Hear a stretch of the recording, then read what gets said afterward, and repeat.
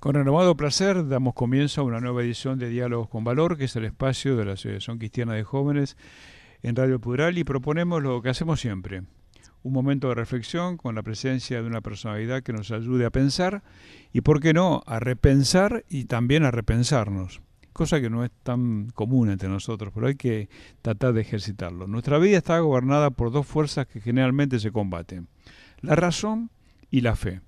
La razón y la ciencia se llevan bien y tienen una exigencia especial, son sometidas a constantes pruebas para validar sus conclusiones. La fe, que como se dice vulgarmente mueve montañas, no necesita ser probada, no acepta fisuras y se consolida por su carácter transitivo de generación en generación. Ahora bien, esa fe, sin las dudas consecuentes y sin el aditamento del espíritu crítico, puede caer fácilmente en la banalidad por adolecer del sustento reflexivo que consolide las creencias. La fe y la emoción también se relacionan bien. Hay que tener cuidado que las emociones no enturben la sensatez, atributo del que a menudo los humanos carecemos. Esto no va en contra de las emociones genuinas que son, por otra parte, una característica de nuestra humanidad. Sin emociones, los corazones se endurecen y los sentimientos más profundos comienzan a sentirse abandonados. La fe y las pasiones, cuando se cruzan, pueden llegar a ser peligrosas. El mundo da cuenta de ello cuando observamos las enormes distorsiones que han convertido a muchos seres humanos en cosas y por lo tanto descartables sin ningún remordimiento. Veamos si no las cacerías y exterminios que se dan sin solución de continuidad en diversas geografías de nuestro planeta, tan comunes que casi ya no llaman nuestra atención. El mundo enfrenta un momento en el que parece más cercana que nunca la amenaza del aniquilamiento. Liderazgos inexistentes, políticos inescrupulosos e intereses mezquinos constituyen una combinación fatal. Aterrizando en nuestro país, asistimos a un espectáculo también deprimente cuando nos referimos a liderazgos y dirigencias, tanto política como empresarial, sindical y también social. Es impresionante comprobar la ausencia de ideas, la manipulación informativa y los eufemismos y sofismas permanentes. En el medio, un tercio casi de la población en situación de mucha vulnerabilidad y desigualdades dolorosas y también vergonzantes. Los debates en la Argentina han perdido significación por su escasez. Transitamos lugares comunes y no se vislumbra, al menos todavía, gestos de grandeza que permitan avisorar un horizonte con destino. Como siempre decimos, hay excepciones extraordinarias en la clase política que de alguna manera confirman la regla, ¿no? Para tratar sobre estos y otros temas hemos vuelto a convocar a una calificada líder social comprometida con el bien común y con una trayectoria impecable. Nos referimos a la doctora Cristina Calvo, economista, docente universitaria, investigadora y además socia honoraria de la Asociación Cristiana de Jóvenes. Hola Cristina, gracias por tu generosidad de siempre y acompañarnos una vez más en Diálogo con Valor. Gracias Norberto y bueno, un gusto volver a participar de este espacio. Cristina, desde la que convocamos muy a menudo, no solo por ser una muy buena amiga, sino porque siempre tiene cosas para decir y van a ver que también en este programa no va a ser la excepción. Vos como economista debes tener una visión mucho más aproximada que la nuestra, lo que pasa en el sistema que regula las relaciones internacionales. ¿Cómo estás viendo ese panorama global?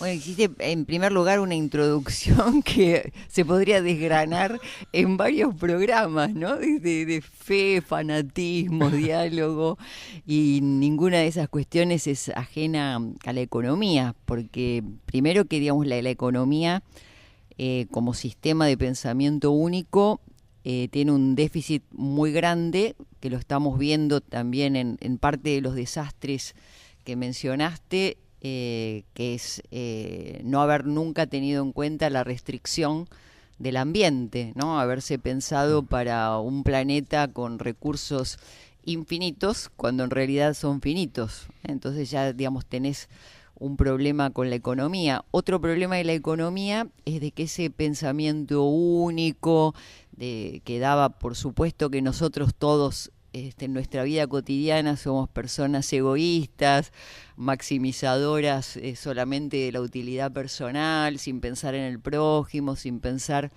en el bien social, fue a fines del siglo XVIII una hipótesis de trabajo y se convirtió en dogma en una categoría totalizante, ¿no? Claro. Como que la economía tiene que funcionar solamente cuando se da ese resultado de maximizar los beneficios. Y esto sin duda es lo que después ha causado daños en cuanto a fragmentación social, exclusión, periferias existenciales y sin duda la inhabitabilidad del planeta, o quizás también ya la manifestación de que el planeta está resistiendo muy poco, ¿no? Muy poco. Ahora, un mundo tan desigual es proclive a los excesos más peligrosos inimaginables, ¿no te parece? Hay que tener cuidado con esto porque parece que se va potenciando diría, esta falta de sensatez, de madurez y aún de no pensar en absoluto hacia adelante, sino solamente en el aquí y el ahora.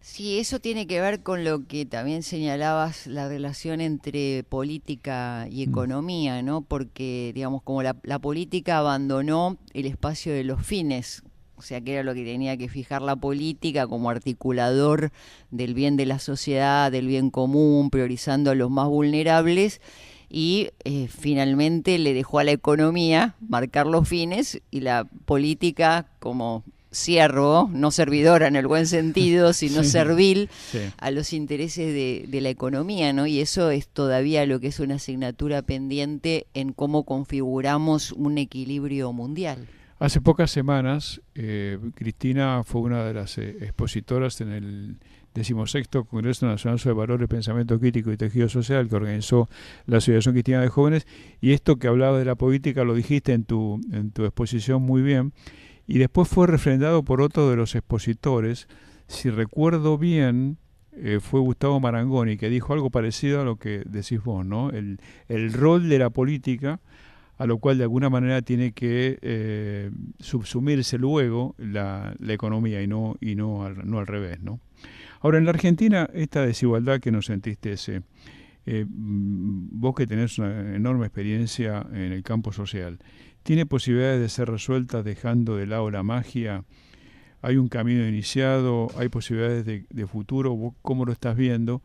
Saliendo del lugar común de decir, bueno, esto se soluciona rápidamente, en poco tiempo, cuando todos sabemos que cuando digamos, el nivel de desigualdad llegó a ser estructural como es ahora, los cambios no son tan rápidos y es conveniente que la gente sepa que, aunque no son rápidos, debieran comenzar sin duda inmediatamente. Claro, no es una buena noticia. En el corto plazo yo te digo que no es que hay mucha solución estructural. Lo que sí creo que se puede hacer es evitar que siga profundizándose las brechas, que siga profundizándose la indigencia, por más que hay algunos numeritos que parecen apuntar positivamente, digamos, no hay que caer en el pesimismo. Es bueno tomarlo a lo mejor como que, bueno, estamos logrando frenar algo, pero no hay que hacer ninguna celebración ni fiesta de nada porque hay gente que está sufriendo y sigue sufriendo mucho. Creo que por eso en el corto plazo no hay, y en el corto plazo lo único que habría posible, pero ahí falta la voluntad y falta también la cuota de generosidad, es establecer prioridades y establecer acuerdos multisectoriales, multidimensionales para llevar adelante esas prioridades. Absolutamente. ¿Y vos lo ves posible eso en el corto plazo? Todavía esto a nivel de la dirigencia política, gremial, esto sigue siendo no sé si hasta una expresión de deseo, pero no una cosa concreta. Yo lo veo lejos todavía, como vos dijiste también, al nivel de la dirigencia. Y forma parte de esas brechas que hay entre la mentalidad de la dirigencia política, sindical, empresarial y también social, con lo que nosotros como ciudadanos estamos empezando a madurar, a integrar. Ya hay algunas señales muy esperanzadoras que la corrupción no es una cuestión tan ajena a los problemas de la vida, de la muerte, de las desigualdades. Hay como unos chispazos que nosotros como ciudadanos creo que indica al menos un camino de madurez. y en tanto y en cuanto nosotros como ciudadanos no abandonemos, ¿no?, ese esclarecimiento, esa sensibilización, ese compromiso cada vez más proactivo, que no caigamos después en el relajo si las cosas van bien, bueno, el bienestar de vuelta como ha ocurrido. Yo creo que de a poquito, por temor, más que por convicción, la dirigencia va a empezar a reformular su propia identidad. Es importantísimo lo que está diciendo Cristina. Es un llamado al compromiso genuino, fuerte de la sociedad civil, de la ciudadanía. Esto, cosa que nosotros, por supuesto en lo personal, pero en lo institucional, compartimos plenamente. El rol activo, protagónico de la ciudadanía, para a veces impulsar y a veces suplantar las propias debilidades de la dirigencia política. Ahora, en el mismo congreso que vos participaste también, hemos invitado a Juan Grabois. Juan Grabois es un dirigente político de la Confederación de Trabajadores de la Economía Popular. Y Juan, sin ser pesimista, dijo algo duro en el Congreso, que no sé si todo el mundo llegó a asimilar adecuadamente. Él, y te lo quería compartir contigo, a ver cuál es tu opinión. Un corte casi generacional. Es decir, hay un mundo de la dirigencia más que adulta, incompatible con un mundo nuevo donde tiene que ser el protagonismo de las nuevas generaciones. Que no hay posibilidades de compatibilizar una cosa con la otra. Lo cual, en conversaciones más privadas, dije, bueno, pero si no hay una interrelación intergeneracional, las brechas no se van a superar nunca, porque mañana los que son más jóvenes, mañana van a ser más viejos y van a pensar lo mismo de los jóvenes que van a venir. ¿Cómo ves eso? ¿Es tan taxativo que hay un mundo adulto que fue y un mundo joven con otra lógica que viene? Yo no hago el corte por edad. Para mi generación es un tema de mentalidad. Porque encontramos jóvenes viejos y viejos muy abiertos al cambio, en edad, ¿no? Digamos, también, sí, claro, muy abiertos a los cambios, muy dúctiles. Yo por eso te digo, en eso, si fue tan así como lo manifestó, creo que es un tema eso de generación, de mentalidad y de innovación, en cambio, entendiendo no innovación como lo último, como nuevo, sino lo disruptivo, ¿no? Uh-huh. Lo que cambia un equilibrio precedente, sí, a favor o en contra, pero claro, que modifica algo que había llegado a un cierto equilibrio. Y yo creo que eso es todavía mucho más importante. Hace poquito estuve en el Vaticano, precisamente invitada porque el Papa Francisco está haciendo el Sínodo de Jóvenes, sí, el próximo año, y convocó un grupito especialista con jóvenes, y los jóvenes igual no eran adolescentes, era generación millennials, sí, ¿no? De 18 a 35, había, en ese caso eran de 18 a 30. La generación Y. Exactamente, porque ellos mismos con los adolescentes no saben qué hacer. No solo nosotros no sabemos qué hacer con los adolescentes, sino también los millennials no saben qué hacer con los... Bueno, te puedo asegurar que no había diferencia de edad. Había un respeto, un interés por la opinión que por supuesto no era ni consejo ni nada, pero la escucha que nosotros teníamos de ellos, el grado de madurez también de esos jóvenes. Y te digo, eran el Vaticano, pero no era, como se dice, chupacirios. No, claro, no, eran chicos, sí, lógico, con una perspectiva humanista, considerando el valor de esta convocatoria, pero te digo, ahí yo me di cuenta que la cuestión era cómo dialogamos en el respeto, en la escucha, evitando las descalificaciones o incluso la subestimación que muchas veces hacemos los adultos con, sí, los jóvenes. Y en eso yo comprobé que el tema es de mentalidad, de actitud y de cómo nos relacionamos, no un tema etario. Y comparto, y nosotros compartimos como institución, a pesar que trabajamos mucho con adolescentes, jóvenes, la importancia del trabajo intergeneracional, porque de lo contrario nunca llegás a una síntesis, o sea, siempre tenés algún conflicto latente. Volviendo un poco a la dirigencia política, esto lo hemos conversado con vos muchas veces, Eh, la situación que vive el mundo, pero centrados en Argentina, es un momento espectacular para que la dirigencia política en general diera señales inequívocas de grandeza para enfrentar los desafíos. ¿Cómo ves vos esa posibilidad? Ojalá fuera una utopía, me quedaría más tranquilo, pero no sé si llega a ser una utopía. Hay movimiento en ese sentido. Vamos a ver en qué desemboca. Se está reordenando, reorganizando, o al menos lo están verbalizando el Partido Justicialista o el peronismo o todos los diversos peronismos que hay.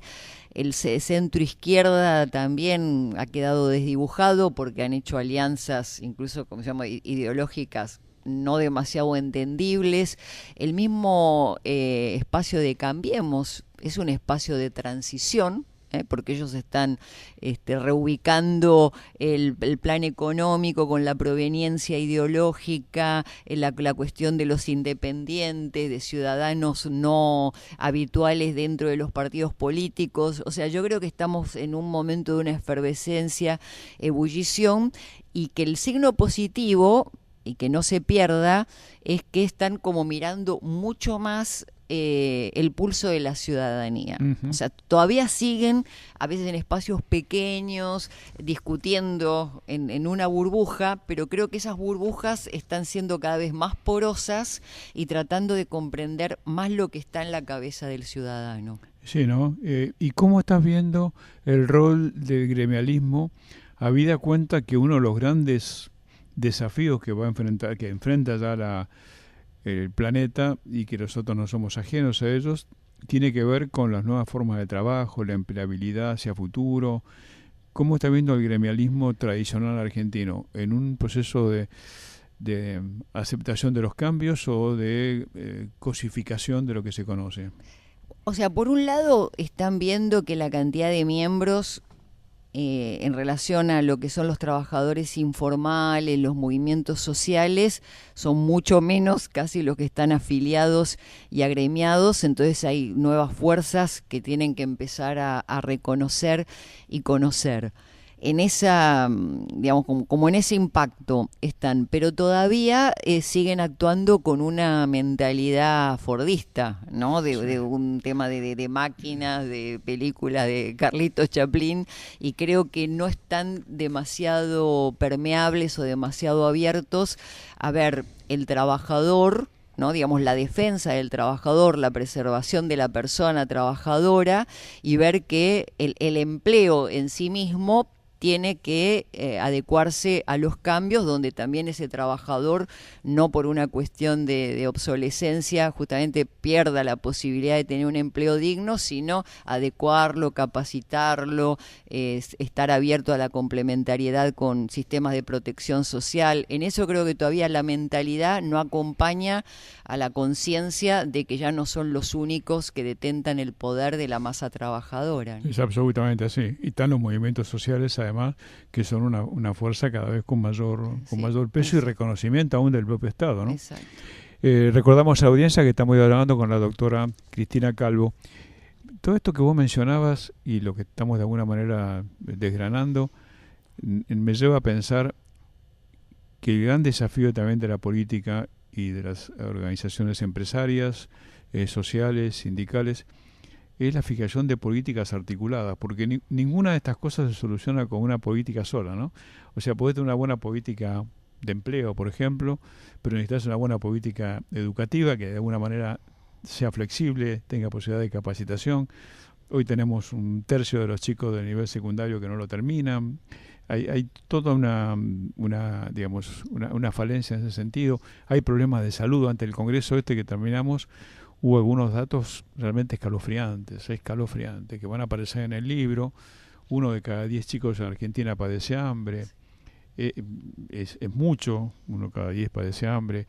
El 60% de las muertes infantiles podrían ser evitables si hubiera una política pública de salud diferente. Entonces, no sé si vos compartís esto del gran desafío de la dirigencia política de ponerse a pensar de manera sistémica, cosa dificilísima en Argentina, vos como economista lo debes saber mejor que yo, el pensamiento sistémico está casi ausente, o sea, la gente no termina de entender lo que esto significa y por eso tenemos los problemas, parte de los problemas que tenemos. ¿Cómo lo estás mirando? ¿Cómo lo ves? ¿O cuál sería tu recomendación? Porque vos tenés mucha experiencia, no solamente para hablar, sino para recomendar. Eso. Sí, sobre todo porque, como vos decís, el trabajar juntos no es solamente ponernos alrededor de la mesa, lo cual ya es bastante, sino eso, poner, digamos, cuál es el problema que se nos presenta, tener el diagnóstico compartido. Muchas veces estamos sobrediagnosticados, yo creo que ya tenemos hoy tantos datos, digamos, y tanto estudio empírico, académico y lo que sea de evaluación de políticas como para actuar, pero nos falta tener una mirada integral sobre la persona y la comunidad en forma, como decimos, completa. Por ejemplo, las políticas sociales. Hoy las políticas sociales está, pero probadísimo, que no dan resultados estando fragmentadas. Entonces se habla de acompañar a la persona en el ciclo de vida. En el ciclo de vida, desde la panza de la mamá, desde antes si la mamá estaba desnutrida, claro, o estaba, digamos, con los elementos necesarios de hábitat, facilidad en la convivencia, de hacinamiento, digamos, múltiples cuestiones. Y acompañar a esa persona, eso, en la escuela, cuándo tiene que estar formado para el trabajo, cuándo sale, hasta que tenga una cierta estabilidad en un primer empleo. Pero uno lo dice muy fácil, está aprobado, pero es dificilísimo también implementarlo. Y a veces no es solo por la atomización institucional, bueno, más de 20 ministerios, que eso también dificulta el trabajar juntos, aun cuando eso dificulte, encontrando personas de buena voluntad o motivadas, donde hay una identificación de esa idea de trabajo conjunto, tenemos problemas también, por ejemplo, de registro, ¿no es cierto? ¿Cómo llegamos a esas personas? Y eso es lo que a uno a veces le duele, que se pasan datos, no, porque con 100.000 millones de pesos, que es el no sé cuánto % del PBI, solucionamos esto, sí, fantástico. Eso en los papeles. Ahora anda a encontrar a esa persona para que le llegue, ¿no es cierto?, claro, esa política, para poder seguirlo. Por los temas de movilidad, que una persona no tiene el mismo domicilio, no tiene rápidamente el DNI, a lo mejor se beneficia con una tarifa social, pero la tarifa social tiene la regulación por el medidor de electricidad, pero en esa casa o el medidor de agua vive un DNI desconocido, que es el que necesita el beneficio. O sea, es una complejidad de trabajo, pero que no es imposible, es como todo, en todo lo importante es dar el primer paso. Sí. Yo creo que hay un punto que es en cuestiones de concientización y sensibilización, esto que estoy hablando lo encontrás mucho más que hace unos años, que todavía había alguna defensa de políticas sectorizadas, fragmentadas, pero hay burocracias también que se alimentan de esa fragmentación. Entonces, tenés la sensibilización, tenés la idea de hacia dónde ir, pero a veces es muy difícil desarmar los kioscos. Y no solo desarmar los kioscos dentro de la estructura gubernamental, ni que hablar en las provincias. Por supuesto. Sí. No, es una tarea ciclópea, pero como bien decís vos, lo que hablamos de grandeza es que decir, mire, a nosotros nos toca comenzar la tarea. A lo mejor, casi seguro, no la vamos a ver concluida ni vamos a poder cortar la cinta. No importa. Hice mi parte, fue una especie de San Francisco de Asís. Pasamos por este mundo, hice mi parte ahora. No tengo por qué hacerla toda. Eso es lo que bueno, esto es parte del pensamiento sistémico también, ¿no? La continuidad de las políticas. Es todo un cambio. Y vuelvo a la sociedad civil. Las organizaciones de la sociedad civil. estamos a la altura también, pues hablamos siempre de la política, ¿no? La sociedad civil, ¿estamos a la altura de estas exigencias? ¿Cómo lo ves? Yo veo que bueno, replicamos muchas mañas, ¿No? ¿no? También lo de los kioscos, Sí, o claro. viste la importancia de que lógicamente hay que respetar los objetivos, la misión y la visión de cada una, pero a la hora de marcar una convergencia, a veces por eso cada uno quiere defender su propia chacrita. En ese sentido, por eso digo que veo tanto en la participación de las organizaciones como de la política, como incluso del sector privado, mayor madurez, conciencia y responsabilidad en la ciudadanía en forma personal que todavía no se transmite en lo institucional. Es interesantísimo. Esto que parece un problema, aunque lo es, también está avisorando una posible solución, porque la base es la que de alguna manera está intentando ponerse a la altura de las circunstancias. Creo Eso que es está importante. empujando, Eso ¿no? es Que en algún fundamental. momento se van a ir Se modificando. van a Así ir. como se han modificado ya algunas cosas Sí. del modo de interactuar, del modo de consensuar, creo, digamos, de consensuar todavía mejor no se manifiesta a nivel de la ciudadanía argentina, porque tenemos todavía una grieta profunda en cuanto a lo que podemos todavía impactar en políticas públicas, pero en el trato personal y al menos en el desagrado o en las ganas de cambio, yo veo que hay más masividad. Más masividad. ¿No te llama la atención que pocas veces hablemos del rol de la intelectualidad en la Argentina? Y a mí, no sé si a vos, ambos somos lectores constitucionarios, a mí me llama la atención cuando veo un intelectual fanatizado, sea de acá, de este lado de la derecha, de la izquierda.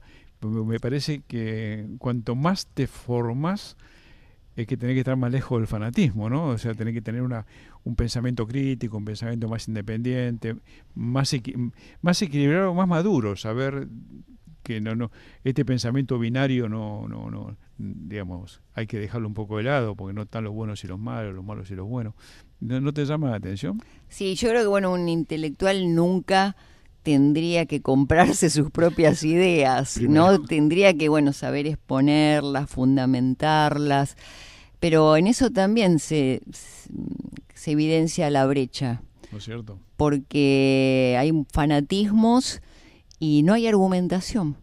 O sea, en el momento en que tenés que argumentar, como a veces no estás preparado o estás preparado pero ya lo dejaste abandonado hace muchos años porque te resultaba más fácil la descalificación, vas directamente a la descalificación y no intentás argumentar. Sí, por eso el nivel de debate, cuando vos mirás un programa televisivo, es escalofriante, ¿no?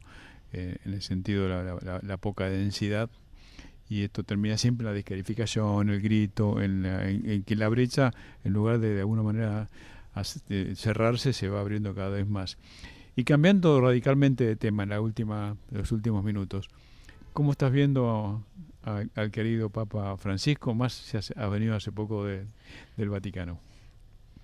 A él lo veo realmente, tiene una cruz enorme con todo lo que está llevando adelante y salir de Argentina, nosotros a veces, bueno, estamos un poquito, viste, así con algunas cuestiones de la relación con la política argentina, que no entendemos demasiado, pero saliendo, te digo que realmente yo estoy convencida que el valor de este papado lo vamos dentro de 20, 30 años a haber valorizado desde la historia, y sobre todo eso desde la opinión del ciudadano común y corriente. Hablé con montones de italianos, pero así, que yo, uno que estaba haciendo una maratón en bicicleta, y yo decir, no gente que esté en el debate intelectual, o que yo. y cuando en algún momento, Argentina, el Papa argentino, qué maravilla, qué cambio, qué cercano.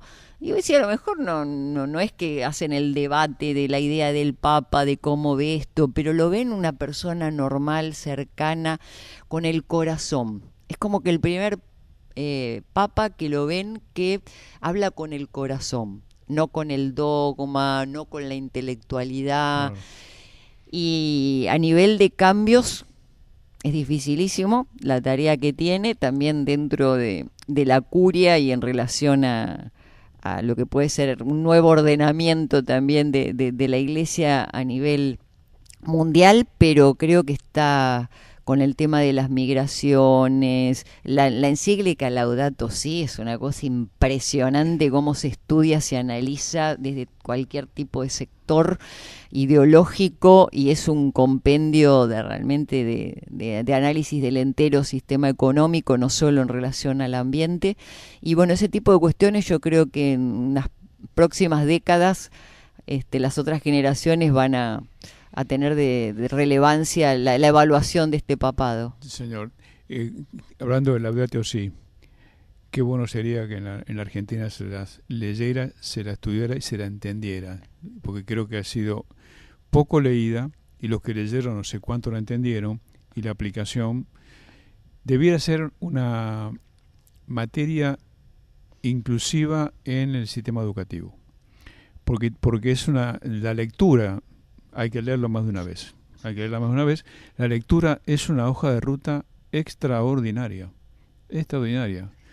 Yo a veces escucho a algunos políticos que la alaban y estoy casi seguro que no la han ni ojeado. Si no, no la lavaría. Cristina, muchas gracias por habernos acompañado. Como siempre, esta es tu casa. No, gracias, Norberto, como siempre. Ha sido la doctora Cristina Calvo, nuestra invitada de hoy. Como decimos siempre, Argentina anda y camina con esperanza activa. Hasta nuestro próximo encuentro por la 103.9.